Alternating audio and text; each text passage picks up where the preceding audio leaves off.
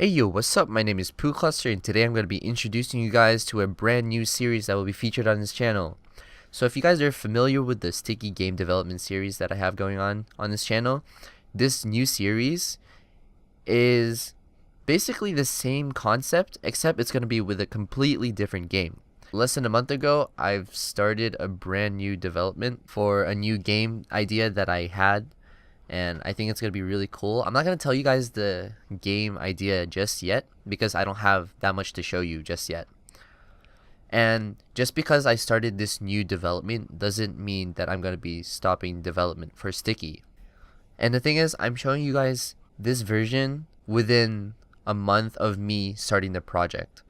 It's really early into development, and the reason I'm showing you guys an extremely basic version of this game is because I'm about to go off to college within the next few days, and I'm expecting my free time to go down the drain.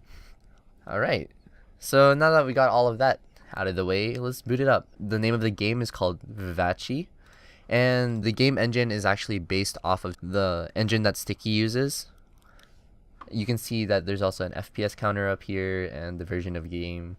This is you, okay? And you have the capabilities of moving in 8 different directions.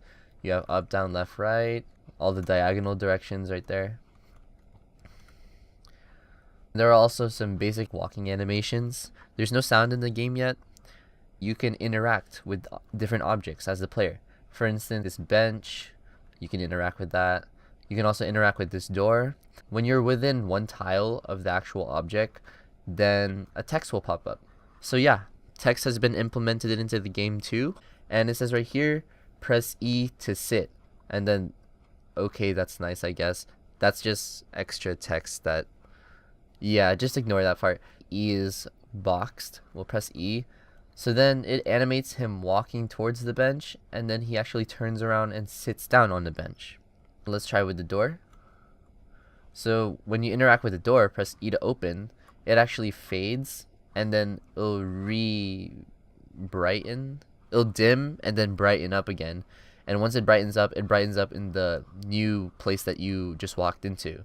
Obviously, this isn't really a realistic place to spawn after you walk through a door, but keep in mind this is a very early version of the game, and I literally just painted a bunch of green in paint when I was making this part of the game.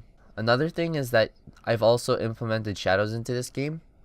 The player, his sprite, he has a shadow around his feet. You can see that the shadow right there changes color based on what he's actually walking on. There are also shadows with this, the sidewalk, and then there's also shadows with the text. There's a shadow box here, and then the text itself has shadows.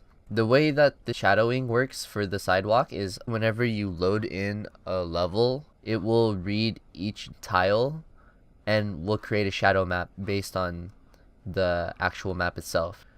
So this game has shadows, text, the player which can interact. That's about it for now. It's very basic, but this is all I can show you for now. When we close the game, you can see that whenever you open the game, if there's no data text yet, it'll create you a data text. However, there's no data to actually save yet in this game. So yeah, that's about it. That's all I have to show you guys for this first video. Hopefully in the second video I can show you a lot more.